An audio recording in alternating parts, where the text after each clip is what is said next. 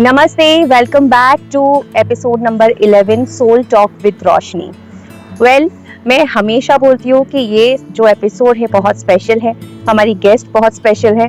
तो आज भगवान ने मुझे स्पेशल का मीनिंग समझा दिया, क्योंकि हमारे साथ में है आज जो गेस्ट, उनका नाम है विजया शर्मा और उनको राजस्थान के लोग जानते हैं राजस्थान की बुलेट रानी के नाम से। और ये एक्चुअली में स्पेशल एपिसोड है, तो इसको आपका ढेर सारा भरपूर प्यार देना, क्योंकि ये एपिसोड हम ऑलरेडी एक बार शूट कर चुके थे, बट तकनीकी प्रॉब्लम आने की वजह से हमारा डेटा करप्ट हो गया और हमें ये आज दोबारा से शूट करना पड़ रहा है। And Vijaya ji so sweet, so kind, so generous कि ये बहुत दूर से इस पॉडकास्ट शो के लिए आई थी और इन्होंने मुझ पे जरा भी गुस्सा नहीं किया। And she agreed to come again and give entire podcast all over again. So let's start. Welcome once again Vijaya ji to Soul Talk with Roshni. Thank you ma'am, thank you. अच्छा लगा दोबारा मिलना आपसे। मिलना था ना, इसलिए हुआ ये सब। Maybe yes.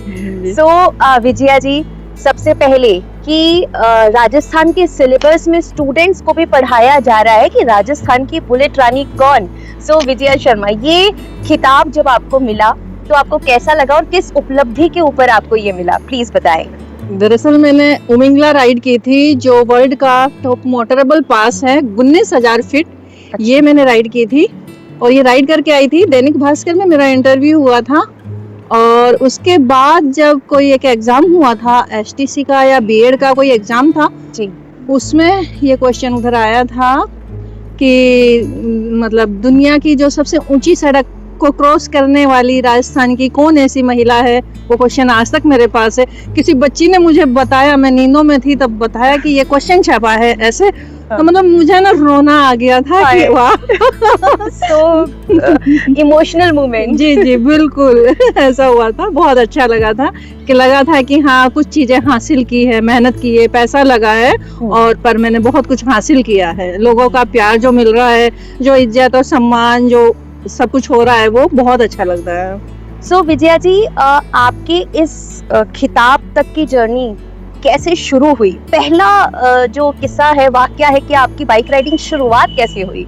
दरअसल मैं कोई बाइक राइड नहीं करना चाहती थी, ना कभी सपने में बाइक राइड का नहीं सोचा था। मैंने नॉर्मल फॉर्मल मतलब बाइक चलाती थी स्कूल और कॉलेज जाने के लिए, है ना। अच्छा। एक स्कूल ज्वाइन कर रखा था मैंने, अर्चना पब्लिक स्कूल। वो स्कूल मैंने छोड़ा था। उस स्कूल को छोड़ने के बाद 12,000 रुपए मेरी कट पीट के सैलरी जो मिली थी, हाँ। उस सैलरी को लेके बैठी हुई मैं मेरी बेटी से बोल रही थी मुझे गोवा जाना है, गोवा जाना है। अच्छा। तो बेटी बोलती है, बोले जाओ हम। तो मतलब एक हिम्मत नहीं कर पा रही थी मैं जाने के लिए कि पैसा है। 12,000 में कैसे जाऊं? बजाज की बाइक थी स्ट्रीट। तो बस बैठे बैठे ऐसे ही सोचा। तो साथ में एक पेपर पड़ा हुआ था, दैनिक भास्कर पत्रिका आती थी मेरे पास। हाँ। तो उसमें लिखा था, उस पेपर में थी एक कटिंग कि एक लेडीज जो है गुड़गांव के आसपास में, हाँ, तो हाईवे पे वो ट्रक की पंचर निकालती है। हाँ, मैंने भी पढ़ी थी ये कहानी। मैंने कहा ये पंचर रोड पे खड़ी होकर निकाल सकती है, तो मैं गोवा क्यों नहीं जा सकती। पता है, नॉर्मल 2 कपड़े उठाए बैग में, हेलमेट भी एक नॉर्मल सा हेलमेट था मेरे पास, और मैं गोवा भाग गई थी। जब मैं गोवा जा रही थी तो उदयपुर का जो टनल आता है ना, वो टनल भी क्रॉस नहीं कर सकती थी मैं। तो एक बंदा वहां से जा रहा था, मैंने बोला भाई मेरी बाइक पे बैठ, मैं तुम्हें वहां तक छोड़ दूंगी, तुम इधर जा रहे हो, मेरी बाइक पे बैठ जा। तो फिर वो बंदा बैठा, मैंने क्रॉस किया। तब फिर मैं ये क्या बोलते हैं, पनवल के आगे जब पुणे के लिए रोड कटता है गोवा के लिए, हाँ जी, तो वहाँ मैंने फिर किसी से पूछा कि ऐसे टनल वनल कुछ आते हैं कि, बोला हाँ 2-3 टनल आएंगे ऐसे रास्ते में गोवा तक। हाँ। मैंने कहा अब क्या डरना है, मैंने कहा अब तो जाना पड़ेगा ही। तब मैंने ये जो डर था ना, टनल हाइट वगैरह, घर से निकल गए हैं, वो ओखल में सर दे दिया है, तो मूसली से क्या डरना, वो वाली हालत थी मेरी। उसके बाद मैंने सारा एक डर जो था ना, वो डर निकल चुका था मेरा उस टाइम में। ओके। सो ऐसे हुई आपकी शुरुआत। तो कैसा रहा आपका गोवा का ट्रिप? कितने दिन में आपने पहुंची वहाँ पे? मैं 3-3.5 दिन में वहाँ पहुंच गई थी। फर्स्ट ट्रिप थी मेरी ये। ओके। और उसके बाद 2 दिन रुकी और मैं आरंबुल बीच पे रुकी थी। फर्स्ट टाइम में आरंबुल बीच पे रुकी, जहाँ फॉरेनर्स ज्यादा रुकते हैं। बहुत ही पीसफुल एरिया लगा था वहाँ, बहुत अच्छा लगा। कोई चैलेंज आया आपको? नहीं, वहाँ कुछ नहीं। वो बस अंग्रेज ने लिफ्ट ली सबसे पहले मुझसे। तो वो जब अंग्रेजी में बोलने लगा ना, मुझे इंग्लिश नहीं आती, मैं सब लोगों से यही बोलती हूँ, तो मैं कुछ वर्ड पकड़ के उसको थोड़ा थोड़ा बोल रही थी, तो वो समझ रहा था। वो बंदा मेरे साथ बैठा है और वो मुझे आरंबुल बीच लेके गया है और उसका नाम था 10, आज भी याद है।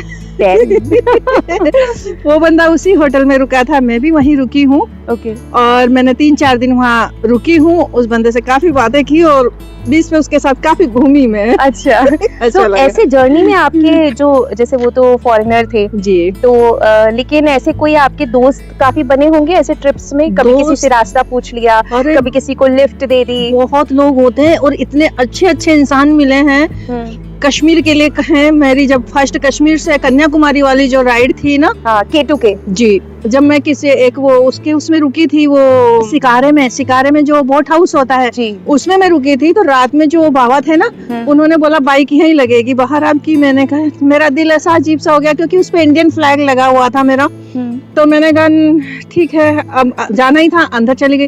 जब मैं सुबह वापस राइड के लिए मुझे चलना था तो मैंने जब मेरी बाइक का वो कवर उतारा तो मैं उसको देख रही थी तो वो इंडियन फ्लैग नहीं था। मतलब मेरा दिल इतना, मैं उनसे बोलती हूँ बाबा वो इंडियन फ्लैग मेरी तो राइड है। तो बोलता इतने प्रेम से बोलता, बेटा तुम और लेके लगा लेना, पता नहीं किसने हटा लिया होगा रात को। वो टाइम था 2017 जब ठाव हुआ करते थे, उस टाइम मैंने ये राइड की आपने थी। ये शुरुआत 2017 से की थी? जी जी बिल्कुल, 2017 से मेरा राइड का कैरियर प्रोफेशनल राइड में आई मैं। ओके सो ऑलमोस्ट 10 साल हो जाएंगे, 9 साल कंप्लीट हो चुके हैं। हाँ, ओके जी। फिर उस फ्लैग का क्या हुआ, मिला आपको? नहीं वो फ्लैग तो नहीं मिला था, फिर दूसरा एक कहीं खरीदा रास्ते मैंने से आपने। जी, और फिर मैंने उसको लगाया क्योंकि श्रीनगर से ही वो राइड कश्मीर से कन्याकुमारी होने वाली थी मेरी, वहां से चालू हुई थी, मैंने वापस लगा लिया था।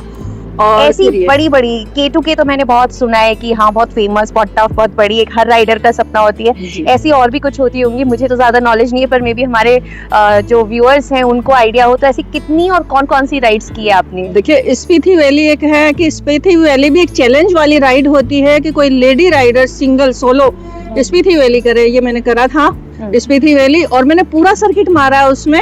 मैं शिमला से चली हूँ, जयपुर से गई हूँ शिमला से नारकंडा से नाको तब्बो नाको सारा ऊपर क्रॉस करके और फिर मैं काजा पहुंची हूँ। काजा से फिर मैंने चंद्रताल गई थी, तो चंद्रताल बहुत सुंदर है ना? बहुत चंद्रताल मेरी जाने की तमन्ना है। नहीं बहुत सुंदर अगर है। आप दोबारा कभी जाए तो मुझे जी, ले जी। जाना। चंद्रताल तो मैंने रात में, मतलब मैं 6 बजे वहाँ पहुंची, उस नाले को क्रॉस करना बहुत बड़ी बात है चंद्रताल वाले को।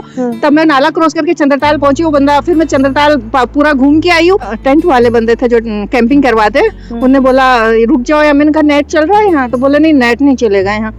मैंने कहा तो भैया मैं नहीं रुकूंगी। बोला अब कहाँ जाओगी? मैंने कहा मैं काजा चली जाऊंगी। अब रात में काजा जाओगी? मैंने कहा मैं काजा ही जाऊंगी, बिना नेट के मैं अकेली यहाँ करूंगी क्या? मैं रात को काजा भाग गई हूँ, काजा से दूसरे दिन 11 बजे चली हूँ और फिर मैंने मनाली पहुंची हूँ रात को 10 बजे। मैंने ऐसे पूरा सर्किट क्रॉस किया था। वाओ। सो वो गैलेक्सी स्टार्स कैसा लगा देख के चंद्रताल में? चंद्रताल में रात को रुके नहीं, मतलब 6-7 बजे के, तो 6-7 बजे तो आ जाते हैं शायद सितारे। नहीं ये और गैलेक्सी जो बोल रही है ना आप, ये वाली जो जगह है हल्ले में रात को आप रुकी है, वहाँ के लिए बोलते हैं। जबकि हल्ले में रुकी थी पर रात को इतनी बारिश सी थी, मैं उस रूम से बाहर नहीं निकली। हल्ले में एक पूरा बना हुआ है गैलेक्सी वगैरह, वो देखने के लिए फेमस है वहाँ के लिए। तो कि ऐसा लगता है जैसे अपन बहुत पास बैठे हैं उस जगह के। वो हाइट पे है ना। कितना दूर है चंद्रताल से? चंद्रताल नहीं है, आपको इसके लिए इधर जाना पड़ेगा। ले से मैं गई थी, ले से उपसी से फिर हल्ले में है वो जगह। हल्ले से वो उमिंगला जो मैंने राइड करी थी, वो उमिंगला उस साइड पे है और हल्ले वो मेन जगह। राइडर्स ले जाना बड़ा प्रेफर करते हैं। मैंने देखा है कि लोगों की ड्रीम राइड जो होती है बोले ले लद्दाख जाना है।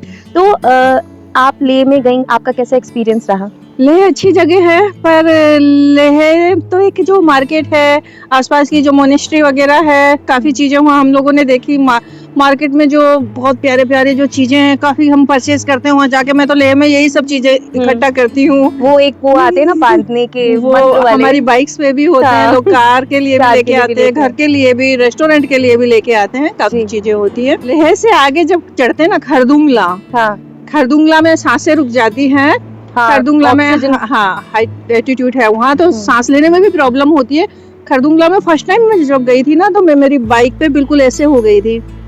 फिर वहाँ आर्मी वालों ने देखा कि दिक्कत हो रही है लेडी को, फटाफट मेरे को ऑक्सीजन वगैरह दिया। फिर मुझे बोला उनने कि आप नीचे चली जाओ, हुंडर 4000 फीट नीचे हुंडर जाएंगी आप, वहाँ आपको प्रॉब्लम नहीं होगी, वहीं जाके रुकना, बीच में कहीं रुकना मत आप। फिर मैं हुंडर ही गई थी, हुंडर कैंपिंग की थी, हुंडर में रुकी थी मैं। हुंडर में 2 कुंडी वाले ऊँट बहुत प्यारे देखने को अलग मिल, यहाँ अपने राजस्थान में 1 कुंडी वाला होता है, हाँ। जो कुपड़ निकला हुआ होता है, हाँ। और वहाँ 2 कुंडी वाला, उसके बीच में बैठ के राइड करनी हूँ। वाओ। ये घूम के बहुत सारी अलग स्टोरीज इकट्ठी करना, बहुत सारे अलग एक्सपीरियंस होना, तो मतलब जब आप लोग शुरुआत करते हैं ग्रुप राइडिंग से, आपने शुरुआत ही सोलो राइडिंग से की, तो इसके बाद में क्या आपने कभी ग्रुप राइडिंग भी करी? हाँ, ग्रुप राइडिंग भी की है, इवेंट होते हैं, इवेंटों में बुलाया जाता है, हाँ। तो इवेंटों में चलते चलते राइडर्स मिल जाते हैं, उनके साथ ग्रुप में चल लेना, या फिर कोई जैसे कोर्स वाली राइडें होती है, कुछ जो राइडें होती है उन राइडों में राइडरों के साथ चलना भी अच्छा लगता है। ग्रुप के साथ में रुकना, बदमाशियां करना, अपनी सारी बातें शेयर करना, ये भी एक मजाक, टांग हाँ, खिंचाई। ये भी बहुत अच्छी चीजें होती है। हाँ। बस पर मेरा होता है टारगेट वाली राइड है, तो टाइम को कवर करना होता है, इसलिए मैं ग्रुप में कम चलती हूँ, और सोलो अपनी मस्ती में अपने आप से बातें करना, पहाड़ों से, नदियों से बात करती हैं आप अपने आप से?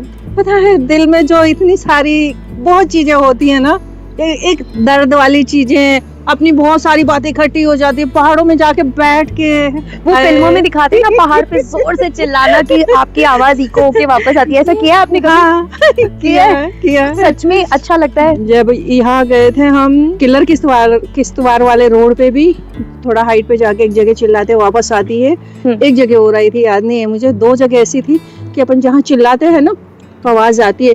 एक कल्पा में, मतलब लोग सुसाइड पॉइंट जो है कल्पा में उस जगह पे एक बंदे ने मेरे को भेज दिया बाइक लेके, मैंने कहा रास्ते, बोला हाँ, जबकि वो जगह रह गई है, मेरे को और नीचे उतार दिया था उस बंदे ने।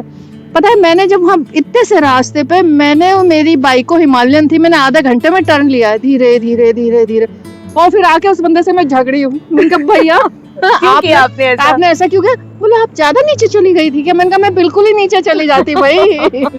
तो ऐसी कई बार, जब भी आप, मैं सजेस्ट करूंगी एक बार किसी से रास्ता पूछना है तो दोबारा जरूर पूछना चाहिए। हाँ, भरोसा ना करें, कई बार बहुत चीजें हो जाती है, लोग देखते हैं लेडीज है, कोई तो लेडीज को इतने अच्छे तरीके से समझा पाता है, और कोई कुछ कभी कभी होते हैं कुछ अपवाद जो कुछ ऐसी हरकतें कर जाते हैं जिनसे हम लोगों को दिक्कतें हो जाती है। आजकल ये गूगल बड़ा इजी कम्युनिकेशन हो गया है, इजी कम्युनिकेशन आप बोल सकती हैं, पर गूगल कई बार है ना, शॉर्ट के चक्कर में ऐसी जगह जंगल में ले जाके खड़ा कर देता है कि अपन डर जाए वहाँ कि अब कहाँ जाऊंगी मैं। तो ये वाले के भरोसे नहीं चलना, क्रॉस चेक करके करना है। ये मैं भी कहती हूँ, गूगल की मेरी कोई ज्यादा नहीं बनती है, पता नहीं क्यों गूगल मेरे को चैलेंज मेरी बहुत बनती है, क्योंकि मैं तो अकेली हूँ ना, तो गूगल ही मेरे साथ में रहता है, गूगल से बनती है। ओके। और आजकल तो एआई वाला मैंने यूज ले लिया है। अच्छा। तो वो बहुत अच्छे से सारा मैनेज करके पूरा सब रिपोर्ट बना के मेरे को दे देता है, ऐसा करना ऐसे जाना। Okay, personal assistant ji. जी, if may I ask you, आप अभी कितने साल की हैं? मैं 54 की हो गई हूँ मैं। ओके, एंड 54 इयर्स में आप कह रहे हैं कि आपने 2017 से ही शुरू किया है जी। तो इस एज में जनरली लोग बंद कर देते हैं ना, बंद कर देते हैं, आराम करते हैं, रेस्ट करते हैं, तो ये आप कह रही है मेरा मतलब पैशन भी नहीं था, मैंने कभी सोचा भी नहीं था, तो सिर्फ एक गोवा जाने से शुरू हुआ और फिर प्रोफेशनली आपने, वो कहते हैं ना एक आता है कीड़ा कि मेरे को ये राइड भी करनी है, ये भी करनी है, ये प्रोफेशनली कैसे स्टार्ट हुआ? प्रोफेशनली यूँ हाँ, मैंने फिर ये जो गोवा की राइड करके आई, मैंने काफी राइड राजस्थान की राइड करी, फिर मैंने मेरे राजस्थान को उठा के देखा कि राजस्थान में लेडी राइडर कोई इस मुकाम पे नहीं है कि कहीं नाम हो राजस्थान का, है ना। मैंने उसी दिन तय कर लिया था कि राजस्थान को नंबर 1 पे लाके छोड़ूंगी और छोड़ना ही है अपने कंधों पे। और मैंने ऐसी राइडें करी है और चैलेंज फुल कि मैं सिंगल ही चलती हूँ तो मैं सिंगल ही चलती हूँ, मैं ऐसे नहीं करती ना कि साथ में यार दोस्त चल रहे हैं मेरे और मैं सोलो राइड दिखा रही हूँ। मैं ग्रुप में जाऊंगी तो मैं बाकायदा FB पे डालती हूँ कि मैं आ रही, ये ग्रुप की राइड है, आज मैं इस इवेंट में जा रही हूँ, आज मैं ऐसा कर रही हूँ। तो मैंने मेरे राजस्थान को मैं सबसे अच्छे एक मुकाम पे लाना चाहती थी और मैंने राजस्थान को उस मुकाम पे लाके छोड़ा है। राजस्थान को आपने बुलेट रानी दे दी है। ये तो धन्यवाद दैनिक भास्कर का, राजस्थान पत्रिका ने मुझे उठाया है। दैनिक भास्कर ने इतना अच्छा टैग दिया है मुझे, दोनों तीनों, टाइम्स ऑफ इंडिया, सबका मैं धन्यवाद ही देना चाहूंगी कि काफी लोगों ने, मीडिया ने मुझे काफी, बिल्कुल आपको इतनी पॉपुलैरिटी मिली, इतने न्यूज़पेपर ने, मीडिया एजेंसी ने आपको सराहा, अप्रिशिएट किया, तो क्या आपको कोई स्पॉन्सर नहीं मिले राइडिंग के लिए? देखो जी, ये तो दुख की बात कह सकते हैं, मैं तो साफ सुथरी बातें बोलने वाली लेडी हूँ हाँ जी। कि हाँ, आज तक कोई स्पॉन्सर नहीं मिला है। और सारा आपने राइड्स का खर्चा खुद वहन किया? टोटल मैंने बहुत खर्चा कर चुकी हूँ। घर वाले हाथ जोड़ देते हैं कई बार तो, पर मेरी बेटी और मेरा बेटा ये दोनों हाथ नहीं जोड़ते हैं। वो बोलते हैं ठीक है, मैनेज कर रहे हैं, आप करो।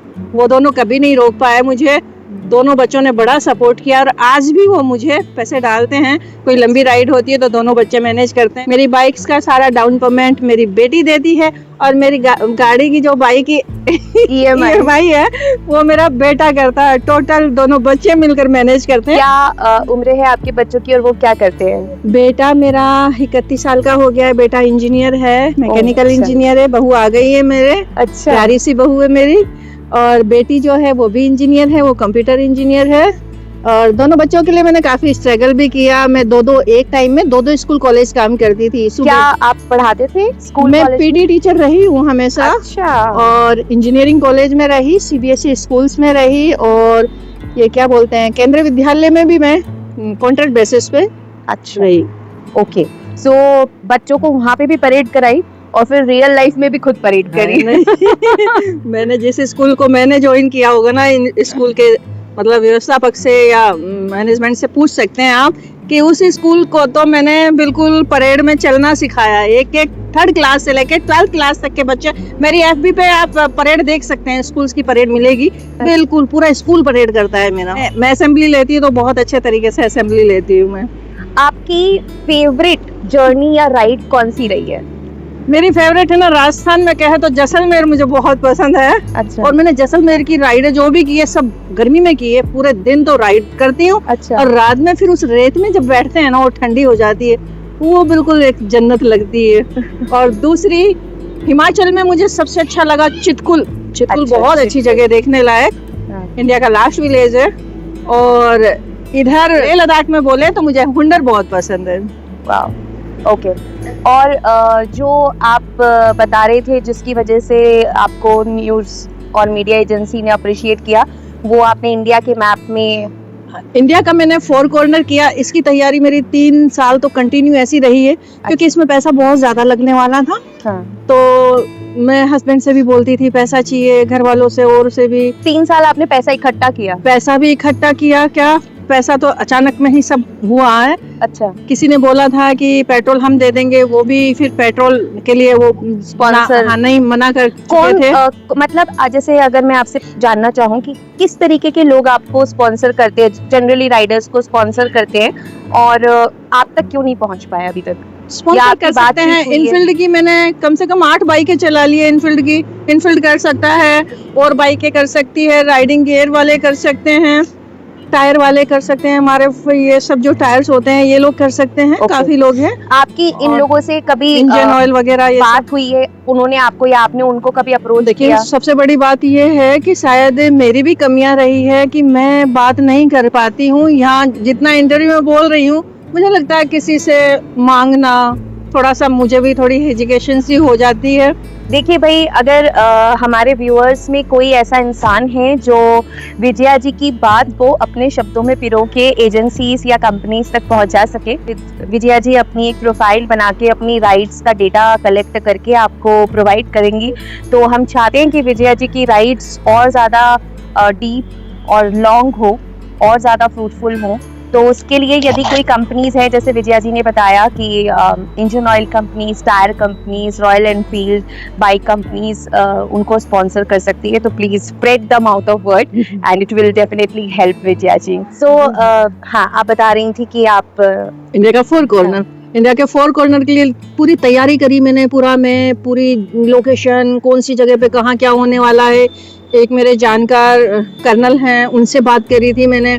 तो उन्होंने बोले आप जब 4 कॉर्नर करेंगी, ऊपर से नीचे आएंगी, और फिर जब इधर कोलकाता से ऊपर किबीठू की तरफ जाएंगी तो अरुणाचल, मणिपुरम, ये वाली जगह जो है थोड़ी आपको सेंसिटिव रहेगी, आप थोड़ा ध्यान से चलेंगी यहाँ। और मणिपुरम में अभी दिक्कत है, तो आप ये राइड ना करें, बाद में चली जाएं। मैंने कहा नहीं, मैं अनाउंस कर चुकी हूँ, मेरी आदत रही है। मैंने अगर FB पे करना है, FB पे जो डाल दिया वो होनी है। तो मैंने 1 अक्टूबर को ये राइड चालू की थी। मेरा इंटरव्यू हुआ था दैनिक भास्कर से। मैंने 15 दिन का टारगेट दिया था कि मैं 15 दिन में राइड पूरी करने वाली हूँ। हाँ ठीक है कि नहीं कर पाई, मैं 18-20 दिन में भी कर सकती थी, पर दरअसल बात क्या थी कि मेरे पास बजट इतना नहीं था, मेरे पास बाइक पुरानी थी। अगर बाइक नई होती तो ये दिक्कत नहीं आती, क्योंकि कारगिल की पहाड़ियों में मेरी 2 बार बाइक खराब हुई, फिर लखनऊ एक्सप्रेस में जाके मेरी बाइक खराब हुई, एक बार मेरी क्या बोलते बिहार में जाके बाइक खराब हो गई, 4 बार मेरी बाइक खराब हुई। तो वो टाइम खराब हुआ मेरा। दूसरा, जब मैं हाइट पे वहाँ की बीट वगैरह चढ़ने लगी ना, तो मेरा वहाँ तेजपुर से आगे तेजू के आगे जाने के बाद ही मेरा नेटवर्क चला गया। तो मैं 2 दिन नेटवर्क में नहीं, उसके बाद मेरा मोबाइल खराब हो गया। मैं मतलब एमपी में तब आई हूँ, तब मैं दूसरा मोबाइल खरीद पाई, क्योंकि मेरे पास इतना भी बजट नहीं था कि मैं दूसरा मोबाइल खरीद लेती या कुछ कर लेती। मैं कोलकाता में तो इवन रोने लग गई थी, लोगों से पूछते या तो बोर्ड देखती थी ये रास्ता इधर जा रहा है, या लोगों से पूछती थी ये रास्ता कहाँ जा रहा है, बार बार पूछते इवन मैं रोने लग गई थी कोलकाता में कि मैं रास्ता कैसे क्रॉस करूं। और वहाँ खड़गपुर साइड में वहाँ इतनी बारिश थी 3 दिन, उधर उस साइड में वेस्ट बंगाल में तब तूफान आया हुआ था। 3 दिन बारिश में चलती रही हूँ मैं कंटिन्यू। राइड टाइम की वजह से मैं रोक नहीं पा रही थी, मेरी कंटिन्यू ऐसे राइड रही थी। इस राइड को मैंने 23 दिन में 18,500 किलोमीटर बाइक चलाई है मैंने 23 दिन में कंटिन्यू। और मैंने इंडिया के मैप पे प्लस का निशान बनाया। इसमें बनाया कैसे मैं खरदुंगला से यहाँ से गई जयपुर, लेह में मैंने रेस्ट किया, लेह से मैंने सीधे दूसरे दिन खरदुंगला गाड़ी चढ़ाई है। खरदुंगला से मैं नीचे आई हूँ मध्य प्रदेश कटनी, क्योंकि इंडिया का मिड जो है वो कटनी है। कटनी में आई, कटनी से आके मैं नीचे कन्याकुमारी गई हूँ, और कन्याकुमारी से मैं वापस फिर कटनी आई हूँ। कटनी से मैं फिर कोलकाता गई हूँ इस प्लस को बनाने के लिए। चाहे मैं ऐसे जा सकती थी, इस प्लस को बनाने के लिए कोलकाता गई हूँ। कोलकाता से फिर मैं ऊपर किबीठू गई हूँ, किबीठू से मैं वापस आई हूँ मध्य में कटनी में, फिर कटनी आई हूँ। मैंने 3 बार कटनी को क्रॉस किया है। उसके बाद मैं फिर वापस कोटेश्वर गुजरात, और ये चारों तरफ की खरदुंगला को छोड़ने के बाद ये तीनों बॉर्डर को पकड़ने के लिए जो भागना पड़ता है ना, बाप रे, बॉर्डर हाथ में नहीं आती है। कितने घंटे आप ड्राइव करती हैं? उसमें कंप्लीट राइड चला था मैडम। 2 घंटे रात को कहीं पे किसी पेट्रोल पंप पे सो गई, बहुत नींद आ रहा है तो दोपहर में कहीं ऐसे कोई जगह देखी वहां सो गई। पर्टिकुलर सिर्फ 4 जगह मैंने होटल ली है। खरदुंगला में मैंने लेह में होटल लिया, खरदुंगला से चली हूँ तो मैं इधर आ गई थी लखनऊ से, ये वाला रास्ता क्रॉस करना था मेरे को, लखनऊ से पहले, आगरा से पहले इधर कन्याकुमारी के लिए झांसी वाला। तो यहाँ लखनऊ के आगरा एक्सप्रेस वे पे रुकी हूँ। उसके बाद मैं कन्याकुमारी पे मैंने होटल लिया है। कन्याकुमारी के बाद मैं ऊपर आई हूँ, फिर मैं कोलकाता गई हूँ। कोलकाता से फिर मैं एक बार मैंने तेजपुर में होटल लिया है। तेजपुर के बाद फिर ऊपर चली गई हूँ मैं, किबीठू से नीचे आई हूँ। मैंने 5 बार मुश्किल से होटल लिया है 23 दिन में 5 होटल्स लिए हैं मैंने। दिन तक बॉडी काम करती है, कंटिन्यू आप चलते हैं तो। मैं मेरी बता रही हूँ, और लोगों की तो नहीं पता। 10 दिन तक बॉडी काम की, उसके बाद तो नींदों में बाइक चलाती थी, ऐसा लगता था नींद में चल रहे हैं। फुल रिस्की गेम था ये वाला। चल रही हूँ बस आराम से। गाड़ी को भी ऐसी आदत हो गई थी बॉडी की, और बॉडी को भी गाड़ी की बिल्कुल मतलब गाड़ी इतनी फर फिर चल रही है, कोई समझ में नहीं आ रहा। क्या स्पीड होती है आपकी जिस वक्त? स्पीड मैं ज्यादा स्पीड नहीं रखती हूँ मैडम, बहुत अच्छी। जैसे अभी नॉर्मल फॉर्मल चल के आ रहे तो 80 से 100 पे आएगी। 80 और 100, 110, 120 से ज्यादा मैंने कभी गाड़ी नहीं चलाई है। बस ये लास्ट मेरी यही स्पीड होती है। और सिटीज में से जब निकलती हूँ तो बहुत नॉर्मल फॉर्मल निकलती हूँ। मैं किसी को परेशान नहीं करती कि भड़ करके गाड़ी निकालनी है। मैं मनाली वाले, ये शिमला वाले रोडों पे 4-4 घंटे कारों के पीछे गाड़ी लगा देती हूँ कि बिल्कुल आराम से रास्ते को मतलब डिस्टर्ब नहीं करो। एक लेन में चल रहा है तो चलते ही रहो आप, उस हिसाब से ही चलाती हूँ मैं गाड़ी। देखिए, इनकी कहानी सुन के कुछ सेकंड के लिए मेरी आंख नम हो गई थी जब विजया जी कह रही थी कि मेरे को रोना आ गया। इस वाक्य से कितना मोटिवेशन मिल रहा है कि आपके पास चैलेंजेस तो आएंगे, आपके पास दुविधाएं आएंगी, परेशानियां आएंगी, लेकिन आप कितनी हिम्मत रखते हैं, कितना खुद पे भरोसा रखते हैं, और अगर आपने ठान लिया तो आप करके ही रहते हैं। हो सकता है बहुत कुछ हो सकता है, लेकिन हो सकता है कि आप कर लें, ये पॉसिबिलिटी हमेशा रहती है। तो जो लोग अभी भी, स्पेशली गर्ल्स, घर में बंद हैं, सपने बहुत सारे हैं, देखती हैं, लेकिन सच करने के लिए वो हिम्मत नहीं जुटा पा रही हैं, तो विजया जी से हिम्मत लीजिए, अपने सपनों को सच कीजिए, क्योंकि एक कदम बढ़ाना मुश्किल है, उसके बाद कदम पे कदम तो चलते रहते हैं। सो विजया जी, आपकी इतनी इंस्पायरिंग स्टोरी है, आपने इतना दलेर मन है, आपका जिगरा है, तो ऑब्वियसली आपने कहा कि घर वाले आपको सपोर्ट कर रहे हैं, आपके बच्चे आपको बहुत ज्यादा सपोर्ट कर रहे हैं, लेकिन अपार्ट फ्रॉम दिस एक बीइंग अ लेडी ऐसी जर्नी स्टार्ट करना आसान नहीं है, तो क्या आपको कुछ चैलेंजेस आए क्या? अड़ोसी पड़ोसी रिश्तेदार समाज देखिए मैडम, ये समाज है ना, और ये इंडिया है, मैं तो यही कहूंगी, ससुराल है मेरा। जब मैं मेरे छोटे से बेटे को लेके मैं ससुराल में रहती थी ना, मैं कोटपुतली जॉब करने जाती थी, स्कूल में आदर्श विद्या मंदिर में जॉब करती थी मैं और वहाँ 8 किलोमीटर का एरिया, 2 बस से ही गांव में जाती थी। बाय चांस कोई बंदा देख लेता था ना गांव का कि किसी की बहू जा रही है, तो बाइक रोक के मेरे को बैठा के ले आता था ना, तो मेरे लिए 10 बातें होती थी। उस हमारी भाषा में बताते हैं ऊँकी बहू छे के साथ बैठा गई है ना। कई चीजें ऐसी होती थी कि मेरे को भी बहुत चीजें सुनना पड़ी। लोग क्या नहीं कहते थे, घर वाले क्या नहीं कहते, भागती रहती है, उठाती है मोटरसाइकिल, चली जाती है, ये वो पता नहीं क्या क्या नहीं कहा गया, क्या क्या नहीं सुना होगा, मैंने सब कुछ झेला है मैंने। और ये आप झेलनी ब्राह्मण पड़ती परिवार से आती है, जब आपने अपनी वेशभूषा बदली तो उस पे भी कुछ सवाल उठे होंगे। बहुत। एक ससुराल में एक सलवार सूट पहन लिया था ना, सलवार सूट के लिए एक लेडी ने आके घर में लड़ाई करो, इनकी बहू तो सलवार सूट पहने, बहुत चीजें हैं, क्या ही बोले। उस वक्त कैसा लगता था विजया जी कि भाई तुम मेरा वक्त आने दे तुझे बताऊंगी, क्या क्या फील होता था? मैं इतना सुनती थी ना, मैं पैदल जब आती थी ना, पैदल चलती रहती, मैं सोचती थी मेरे पास कभी बाइक होगी, मैं इस रास्ते से ऐसे आऊंगी। मुझे नहीं पता था कि मेरे पास 10 बाइकें होंगी, मैंने 3 कारें चला के छोड़ दी है। इतना सब चेंज हुआ, ये मेरी मेहनत से, मेरे कॉन्फिडेंस से। अगर हम कहीं रुक जाते ना, मैं भी रुक जाती, वहाँ बैठ जाती ना मेरे बच्चे में बना पाती, ना कुछ मैं कर पाती। ये सारा मेरा कहते हैं ना, एक जो कॉन्फिडेंस बोल लो, हिम्मत देख लो। का कितना सपोर्ट रहा है इसमें? हस्बैंड का सपोर्ट बोलते हैं ना, जब कुछ हो जाता है, काफी चीजें हो जाती है, तब लोग मान जाते हैं कि हाँ चलो ठीक है, हाँ है। और अभी भी बहुत चीजें सुनने होती है, घर से निकलो, कहाँ जा रही है, अच्छा आ जाएगी, थोड़े कितने दिन में आएगी है तो बहुत चीजें होती हैं, पर फिर भी मैं मानती, मैं नहीं सुनती किसी की। भैया ये जिंदगी मेरी है, भगवान ने मुझे मेरी जिंदगी दी है, सब कुछ मैंने किया है, मेरा अपने आप, मेरे बच्चों ने मेरा सपोर्ट किया है, तो भागो अभी और जियो, अपनी जिंदगी को जियो, अच्छे से जियो। मैं तो सब महिलाओं से बोलती हूँ, मैं मना नहीं कर रही कि आप रिस्पॉन्सिबिलिटी मत निभाओ। मैंने मेरे बच्चे पाले हैं भाई, मैंने दो कॉलेज में जॉब करी है बच्चों को पालने के लिए, मैंने घर देखा, स्कूल देखा, रिश्तेदारियां देखी हैं, सारा सब कुछ देखा है मैंने। और उसके रहते हुए मैंने मेरी राइड के लिए मैं मेरा टाइम कवर करके जाती हूँ। 10 दिन के बाद मैं आती हूँ, मेरा घर ऐसा मिलता है, मैं आके मेरे घर का पूरा काम करती हूँ, पूरा घर को वैसा करनी होती है बहुत। मेरी बेटी पीछे से संभालती है, ठीक है, एक बच्ची है, बच्ची के हिसाब से ही संभालेगी ना। मेरी बहू है, वो भी छोटी सी बेटी की तरह आई है, उसके भी बस की ये सब काम नहीं है। सब बोलते माँ आप इतना सब कैसे कर लेते हो? अरे भाई, आपकी बहू नहीं बोलती मम्मी मुझे भी बाइक राइड करना सिखा दो? उसको अच्छा लगता है मेरा, और वो तो पीछे बैठती है आपके? हाँ 2 बार गई है, वो दिल्ली छोड़ के आई मैं उसको। बहुत अच्छा लगता। अभी मैं चलाना नहीं चाहती है, उसने स्कूटी चलाई है, पर वो बाइक नहीं, बेटी चलाती है मेरी बाइक। ओके। तो विजया जी, अगर आज जब आपने बोला कि समय बदल गया है, 4 कारें हो गई है, 10 बाइकें चला ली है, अब अगर मैं कहूँ कि वो समाज यहाँ खड़ा है, क्या कहना चाहेंगी 2 लाइन में इस समाज को? समाज को यही कहना चाहूंगी, भैया किसी को भी ना रोको, बच्चियों को रोको नहीं, बच्चियों को समझाओ, इतना कन्विंस करो उनको, अपने काम से काम रखो। हाँ, कन्विंस करो बच्चियों को कि हिसाब से अच्छे से रहें, ऐसा कोई खतरा नहीं है। मैं पूरा इंडिया घूमी हूँ, मैंने कोई ऐसी चीज नहीं देखी कि मेरे साथ मेरे को लोगों ने बहुत ही गंदी नजरों से देखा हो या नहीं। हर जगह रेस्पेक्ट मिला है, हर लोगों ने मेरी इज्जत की है, लोगों ने मेरी हेल्प की है, बहुत अच्छे से हेल्प की है, ऐसा नहीं है। इसलिए बच्चियों को ना रोको, चलने दो, और छोटी छोटी वारदातों को लेके घर में ही बैठा देते हैं, ये सब कर देते हैं, ऐसा नहीं करो बच्चों के साथ में। सबसे इम्पोर्टेंट ये है कि जो अभी आपने बहुत खूबसूरत सी बात बोली, जिंदगी मेरी है और मेरे सारे सपने मैं पूरा करूंगी, ये मेरी रिस्पॉन्सिबिलिटी है।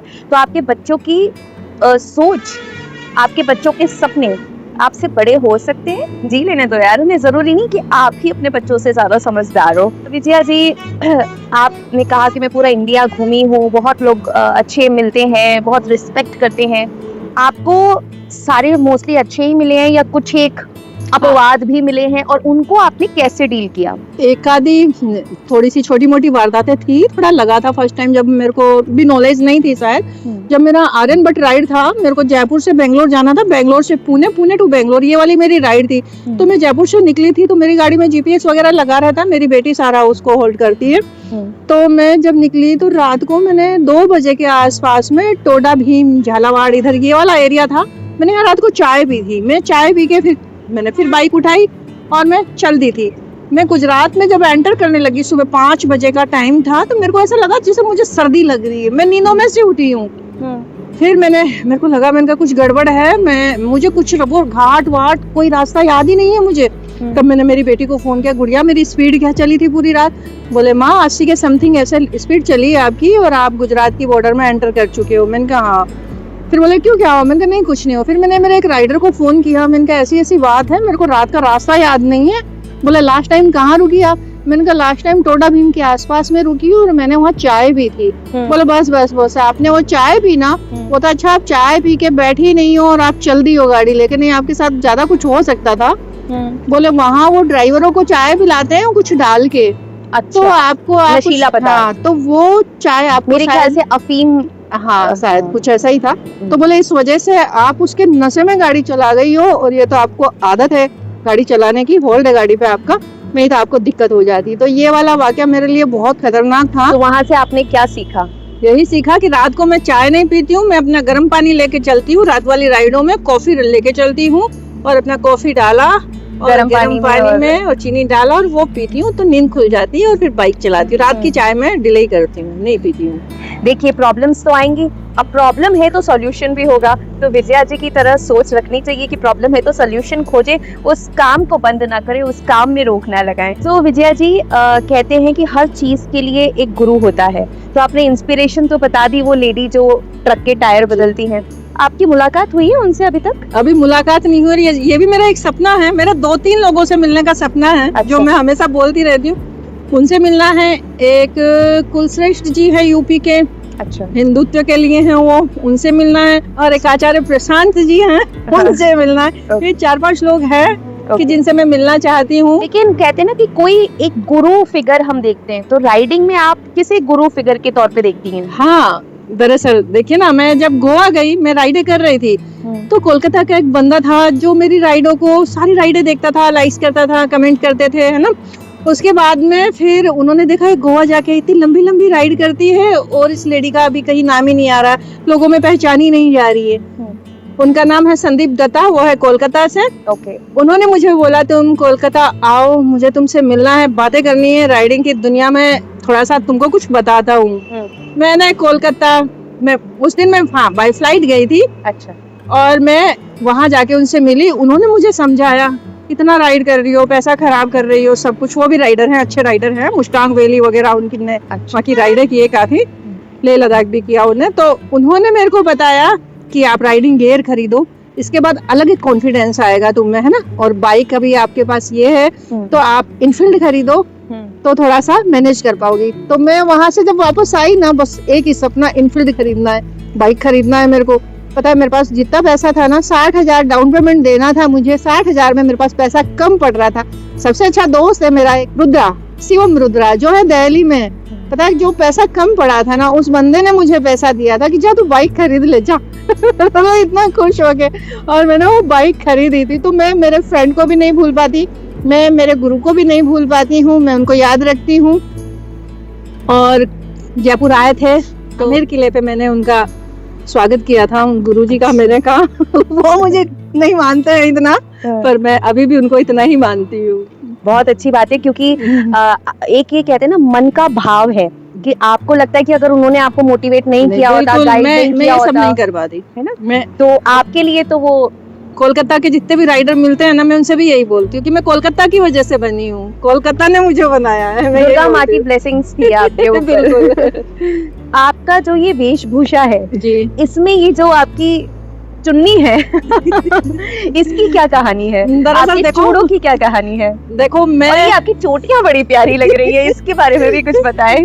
चोटियां तो मैं एक बार मनाली गई थी, वहाँ देखा वो कल्चर सुंदर लग रही थी। हमारे ये गांव में मींडी बोलते हैं इसको, हमारे राजस्थान में ना बाल बढ़ाने के लिए मींडी की जाती है। अच्छा। मनाली में जाके देखा है, कलरफुल सारा सुंदर लग रहा, मैंने भी बनवाया, काफी पैसा लगा मेरा, क्योंकि मेरे बाल उस टाइम लंबे थे, 15,000 के समथिंग लग गया था, पर मैंने बनवाया। तो कितने दिन रखती टैटू भी बना, 1 महीने चल जाती है, 2 बार वॉश हो जाता है ये, फिर चल जाता है। उसके बाद मेरी राइड हुई तो मैं कई बार राइड, अच्छी लंबी राइड होती मैं गंजी करवा देती हूँ, है ना, और फिर बाल बढ़ाने के लिए वापस लेती हैं आप बाल? मैं 3 बार गंजी करवा चुकी हूँ। मेरी लंबी राइडें होती हैं तो मैं गंजी करवाती हूँ। क्या कॉन्फिडेंस है बॉस। क्योंकि पता है लंबी राइडों में टाइम नहीं होता है, कपड़े चेंज करने का टाइम नहीं है। मेरी सारी टाइम वाली राइडें हुई है, जो भी हुई है, भागा भाग भागम भाग ऐसा होता है, तो मैं ये सब करा देती हूँ। उसके बाद भागती रहती हूँ और वापस आके फिर 2-3 महीने में बाल अच्छा आता है, फिर अच्छा बन जाते हैं। हाँ, फिर इनकी चोटियां बना बना के सुंदर सुंदर लगती हैं ये, फिर वापस बढ़ा देती हूँ। ये मेरी, और मेरी जो वेशभूषा, मेरे चूड़े, मेरी चुंदड़ी और मेरे पैरों में पायल, ये सब, ये मेरा राजस्थान का कल्चर है।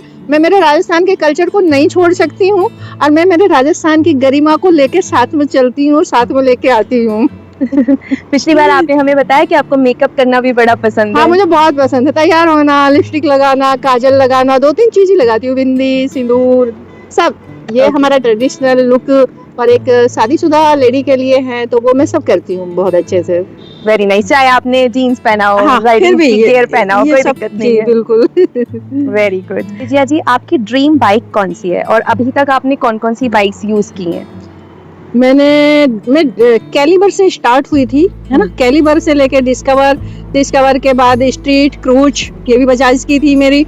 उसके बाद मैंने 350 ओल्ड मॉडल, 350 के बाद मैंने फिर लिया था हिमालयन के मैंने 500 के बाद मैंने जम्मू नंबर 350 के बाद फिर मैंने रिबॉन के बाद में अब मेरे पास ये है 350, और मीटियोर 650 में लेने ही वाली थी, पर मेरे को मेरे जो इनफील्ड के उनने था, बोले सारी राइडें मोस्टली कर चुकी, और मैंने खुद ने भी चला के देखा, वो जो 650 है वो ऑफ रोडिंग के लिए थोड़ा सही नहीं थी।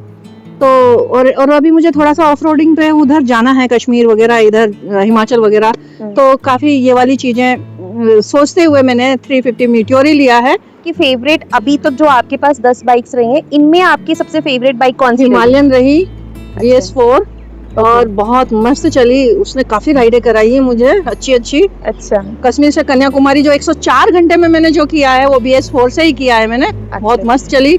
और रिबॉन भी बहुत अच्छी बाइक रही है।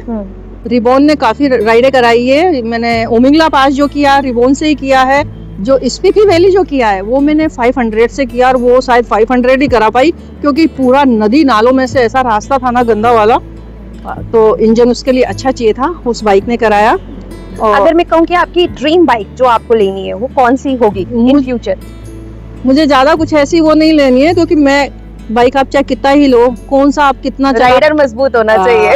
वो आराम से चला सकता है। 650 लेने का मेरा है सपना, 650 लूं मैं, और वो भी मीटियोर ही लूं, और वो भी रेड कलर में ही लूं मैं। अच्छा। रेड फेवरेट है आपका? हाँ, रेड कलर से। अभी कौन से कलर की बाइक है आपके? अभी मेरे पास ब्लैक है, पर हेलमेट मेरा रेड है। अच्छा।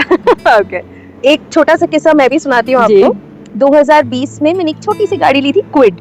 अच्छा। और मैंने कभी YouTube पे भी कोई वीडियो नहीं देखा था। मेरा एक मित्र था, उसने मुझे कहा केदारनाथ चलते हैं। तो वो पंजाब से कहीं आने वाला था और हम जयपुर से जाने वाले थे। तो मैं उसे टाले जा रही थी। एक दिन उसने सुबह 6 बजे मुझे कॉल किया, वीडियो कॉल, और उसने वहाँ पे वो स्नोफॉल हो रहा था, पहला स्नोफॉल था सीजन का। मन हो गया होगा भागू में। हाँ, तो उसने मुझे बोला, देखा तूने क्या मिस कर दिया, और टाल। तो मुझे बड़ा बुरा लगा। और जब 2013 में वो हुआ था प्रलय वाला, उस टाइम के बाद में जो वो फिल्म आई केदारनाथ, तब से केदारनाथ की पॉपुलैरिटी सडनली सोशल मीडिया में बहुत ज्यादा हो गई। तो बड़ा मन था, यार स्वर्ग से हवाएं चलती है, मेरे को भी जाना है, मेरे को भी एक्सपीरियंस करना है। मैंने कहा ओम नमः शिवाय, जो होगा देखा जाएगा, सारे संकट हटाए, जपो ओम नमः शिवाय। मैंने मेरे दोनों बच्चों को गाड़ी में डाला। उस वक्त हम मुंबई से आए थे, हमारे पास गर्म कपड़े भी ज्यादा नहीं थे, और हम बैठ गए। हरिद्वार तक तो ठीक है, ऋषिकेश तक भी ठीक है। उसके बाद जो रास्ते आने लगे, आप मानेंगी विजया जी, मैंने वहाँ पे SUV 500 स्कॉर्पियो को भी खाइयों में से ऐसे नीचे पीछे की ओर आते हुए देखा है। लेकिन मेरी गाड़ी कभी ऐसा नहीं है पीछे नहीं आई, बड़ा डर डर के मतलब अरे अब क्या करूं अरे पीछे जा रही है बड़ा डर डर के मैंने चलाया। बट फाइनली केदारनाथ, बद्रीनाथ, चोपता होते हुए पूरा ट्रिप हमने कंप्लीट कर लिया और हम सही सलामत जयपुर आ गए।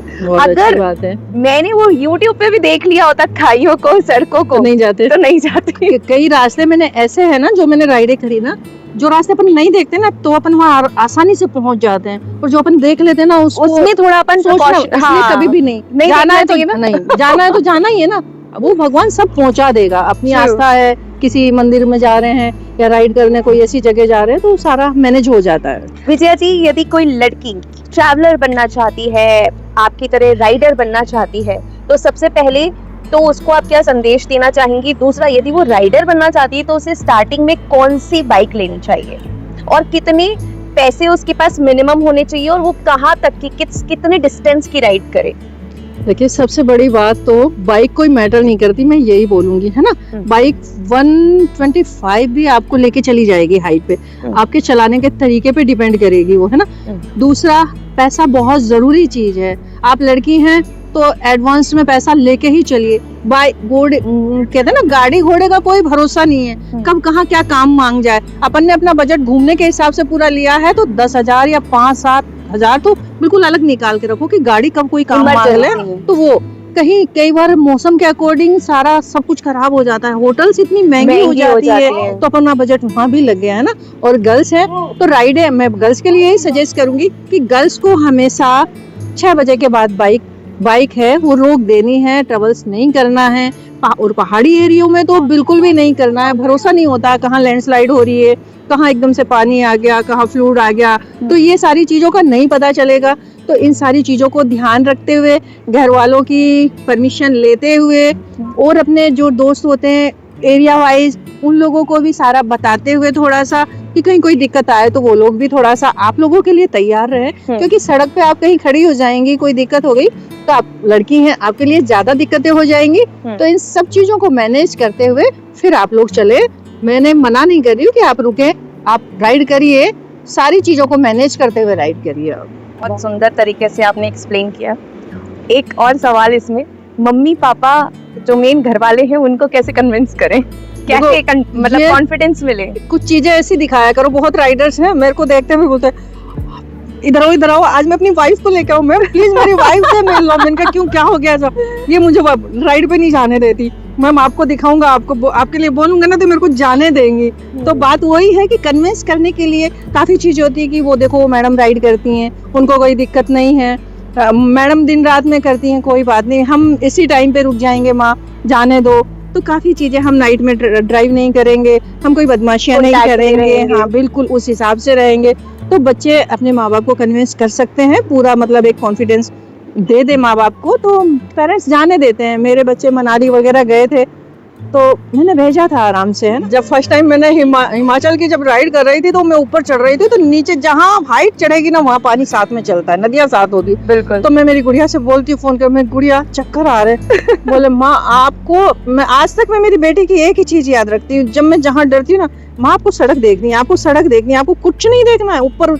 आपको जब कुछ देखना है, फोटो वोटो खींचना है तो आप गाड़ी रोके और फिर आप फोटो ले, तो आपको देखना है। उस दिन से बस अब तो कहीं कुछ डर नहीं लगता, कितनी हाइट पे पहुंच जाते हैं, कितने नीचे, कहाँ क्या, अब कोई मतलब डर वाली चीज नहीं रही है लाइफ में। अब तो बहुत आगे, डर से तो बहुत आगे निकल चुकी हूँ मैं। डर के आगे विजया जी हैं। सो विजया जी, अगर आज तक की आपकी लाइफ में आपका सबसे बड़ा सपोर्टर कौन रहा है? सबसे बड़ा सपोर्टर देखो, कहते हैं ना कि माँ ने जन्म दिया है ना। माँ, लोग मेरे से पूछते हैं कि पूछते क्या है, ऐसे कहते हैं किस माँ की बेटी है जो ऐसा कहाँ कहाँ आ गई है, कहाँ कहाँ बाइक चला रही है। तो मेरी माँ ने बचपन में, मेरे दादा ने मेरे को खिलाया पिलाया, मेरे को रखा, तो मैं मेरे दादा को कभी नहीं भूलती हूँ। मेरे दादा ने बहुत अच्छे से मुझे रखा, मुझे बिल्कुल देसी, मैं बिल्कुल देसी ठग लेडी हूँ, है ना। तो खिलाना पिलाना बच्चे को जो बचपन में खिलाया पिलाया जाता है ना, वो मेरे दादा ने किया। मेरी माँ ने मुझे जन्म दिया है तो जरूर कुछ पता नहीं क्या खाया होगा जो मुझे पैदा किया, लोग ऐसा ही बोलते हैं, मेरी बहन बोल देती है मैं गंजी करवा देती हूँ तो भी मेरी बहन बोल देती है कि क्या खा के पैदा की थी। वैसे ये बहुत ही डेयरिंग काम है। गंजी being a करा lady। देती है ये। मैंने बहुत छोटे करा लिए थे, बॉयकट काइंड ऑफ। तब मैं ऐसी अपनी जिंदगी में बहुत गुस्से से निकल रही थी। मुझसे कोई गलती हो गई थी किसी चीज को चुनने में, देखने में, तो उसकी सजा मैंने खुद को दी बाल कटवा के। एंड मेरे को बिल्कुल भी दया नहीं आई। मेरे अभी तो बहुत छोटे हैं, पहले यहाँ तक के बाल थे और मैंने एकदम उड़ा दी गुस्से में। और तब मैं भी ऐसे बोल रही थी कि मैं बिल्कुल शेव करा लूं, बट मेरे बेटे ने मुझे कहा नहीं मम्मी पूरे शेव मत कराओ, आप पॉची कट करा लो, कोई बात नहीं। तो मैंने करवाया था। तो क्योंकि मैं ग्लैमर इंडस्ट्री में हूँ, काम मिलने में थोड़ी तकलीफ हो जाती है, बट मैंने तब भी काम किया। मुझे लगता है आपके अंदर है वो चीज, तो ये थोड़ा लेकिन बहुत डेयरिंग डिसीजन है। तो ये फॉर श्योर लोगों को सरप्राइज करता होगा। इसका एक किस्सा सुना देती हूँ। मैंने गंजी कराई थी है ना, और मुझे जाना था एक राइड पे। हुआ क्या, उसके बाद मेरे ससुर साहब की डेथ हो गई थी। अच्छा। ससुर साहब की डेथ हुई, 15 दिन घर में रहे। तो 12वें दिन है ना, गांव में एक रिवाज होती है कि नायण आती है और फिर सिरगुथी होती है, बाल वाल बनाती है नायण। अब जब मैं वो पट्टे पे बैठी, पूरी लेडीजें थी, उनको किसी को नहीं पता था, मैं बंद लगा के रखती थी, इतनी लेडीजों में ऐसे टाइम था। तो मेरी नायन ने बोला कि सबकी सिर सास की हुई, सास के बाद मेरा सिर गुथना था। तो मैं जब मतलब सिर की चोटी बनाते हैं, अच्छा। काजल वगैरह लगाते हैं, पूरी एक रीति रिवाज होती है उसमें। ओके। तो मैं जब बैठी तो मेरी नायन, विद्या चाची, तो बोलती है मेरी सास से, मेरे हस्बैंड का नाम बिद्दू, बोल बिद्दू की भाभी कैंडा सिर गुथूं, मतलब सिर कहाँ गुथूं मैं। तो मैं इतनी शांत रही, मेरी दो रानियां और लेडीज, किसी की मजाल से कोई हंस भी जाए। मैंने बोले मैं उनसे बोलती हूँ, मैंने कहा ये नाल लो चाची और मेरे सर पे ऐसे रख दो। उनने नाल लिया और मेरे सर पे ऐसे रख दिया। किसी की मजाल नहीं कोई हंस जाए मेरे ऊपर, किसी की हिम्मत नहीं पड़ी। गुड़िया थी मेरी, बोलती है, बोले माँ कोई हंस ही नहीं पाया आप पे। मैंने तो होना चाहिए ना ये चीज। आपने आचार्य प्रशांत का नाम लिया था, तो उन्होंने एक बार ये कहा था, इतनी शांत हो जाओ कि तुम्हारी शांति से लोग डरने लगे। तो कोई कुछ नहीं बोल पाया। तो वो लम्हा है ना, ऐसा याद रहा मेरे जी। कि मजाल जे कोई बोल भी गया हो। और ठीक है भैया, मेरा सर है, मेरे को जरूरत थी करा लिया, मेरे को फिर जरूरत पड़ेगी मैं फिर बढ़ा दूंगी। मेरा पैशन अलग है, मैं बाइक चला रही हूँ, मेरे को दिक्कत होती है बारिश में कहीं भी। अभी मैंने ये कामाख्या के गई थी, माँ कामाख्या के, एक बार मैं बाल चढ़ाई आई थी यहाँ अपने तिरुपति बालाजी के। तो काफी चीजें मैं बोल के रखती हूँ, तो मैं कर देती हूँ, मैं नहीं सोचती कोई क्या कहने वाला है, कोई देखने वाला है। आपकी ड्रीम राइड अभी कोई बाकी है जो आप करना चाहते हैं? अभी तो बहुत राइडें बाकी है मेरी, बहुत सपने हैं मेरे अभी तो, और मैं जैसे जल्दी पूरा कर लूंगी। अभी मेरी राइड है, सोच रखा है मैंने, देखती हूँ अक्टूबर में अगर हो जाती है, नहीं तो नेक्स्ट टाइम करेंगे। नर्मदा राइड है, नर्मदा परिक्रमा होती है, वो लगानी है, बाइक से ही लगानी है। तो ये परिक्रमा रह रही है मेरी। और एक है मेरी हिंगलाज भवानी, जो पाकिस्तान में। लास्ट टाइम भी मैंने सोचा था इसको, पर थोड़ा सा हमारे इंडिया का पाकिस्तान का थोड़ा सा मैटर ऐसे ही चल रहा है, इस वजह से मैं वो राइड नहीं ले पाई। अगर मुझे ये सब चीज सही हुआ, क्योंकि 9 देवी है इंडिया में, तो एक देवी अपनी हिंगलाज पाकिस्तान में, जब जाके 9 देवी के दर्शन होते हैं, ऐसा बोलते हैं। तो 9वीं देवी हिंगलाज करनी है। बाकी मैंने चारों तरफ सारी देवियां, हिमाचल की सारी देवी करी है। मैं कामाख्या 3 बार जा चुकी हूँ, और अभी भी अम्बुबाची मेला में गई थी मैं, बेटी की वजह से मैं 3 दिन में भाग के आ गई, बच्ची बीमार हो गई थी मेरी। मैं फिर जाने वाली हूँ कामाख्या बहुत जल्दी, फिर राइड करूंगी ये वाली में, दर्शन करके आने। मुझे छोड़ आई मैं बीच में ही। और मैं इंटरनेशनल राइडर हूँ, मैंने नेपाल और भूटान भी किया। भूटान भी मैं ऐसे अचानक में, जैसे आपने बोला ना आपने एक राइड की है, आप चली गई थी, इतनी अच्छी, मतलब। और मैं खुद बोल रही हूँ कि हाँ, जो आपने राइड की है ना, मैं भी रिसेंटली करके आई हूँ। तुंगनाथ मंदिर गई हूँ, है ना, और मैंने 4 धाम अभी यात्रा की है। तो मैंने वो सारे रास्ते देखे, तो मैं समझ सकती हूँ कि आपने वहाँ, और आप बोल रही है कि मेरे को इतना एक्सपीरियंस नहीं था, तो कार कैसे चलाई होगी। जो ये बोलते गंगोत्री वाला जो रास्ता, जब आप ऊपर चले, सिंगल रोड होता है, और 2-2 घंटे के लिए पुलिस वाले गाड़ी लगवा देते हैं, एक तरफ का ट्रैफिक जाएगा, जान निकल जाती है उस रास्ते में। हाँ। बद्रीनाथ वाला रोड है पूरा, तो बहुत डेंजर वाली राइड है जो आप करके आई है। मैं खुद दिल से सलाम करती हूँ आपको कि आपने बहुत, मैंने हाईवे छोड़ के कुछ नहीं चलाया था एडवेंचर के नाम पे, फर्स्ट टाइम मैंने किया था। पूरा एडवेंचर ही राइड थी। बहुत अच्छी राइड थी। सो विजया जी, आपसे बात करके बहुत अच्छा लगा। आप एक बहुत ही इंस्पायरिंग पर्सनैलिटी हैं, आई एम श्योर बहुत लोगों को, स्पेशली फीमेल्स को, आपसे बहुत कुछ सीखने को मिला होगा और अपनी ज़िंदगी में उन चीज़ों को उतारना और उनको एक राह दिखाने के लिए बहुत काम आएगा उनके लिए। और हमारी विश है कि आप अपने सारे ड्रीम्स पूरे करें, सारे जितने भी राइड्स आप करना चाहती हैं वो करें और अपनी ड्रीम बाइक के साथ करें। एक बार फिर से पुनः मैं रिक्वेस्ट करना चाहूँगी कि यदि कोई कंपनी तक ये पहुँचता है तो वे लोग हमारी विजया जी को देखें, उनके फेसबुक अकाउंट को जाके विजिट करें, उनकी राइड्स की इंटेंसिटी और क्वालिटी को देखें और उसके बाद इन्हें अपना हीरो चुने। और बहुत इंस्पायरिंग पर्सनालिटी हैं और मेरे ख्याल से ऐसे रियल हीरोज को मौके मिलने चाहिए। So thank you so much हमारे साथ बने रहने के लिए विजया जी। वेलकम मैम जी, Thank बहुत you. अच्छा लगा आपसे मिलके, थैंक यू। Thank you.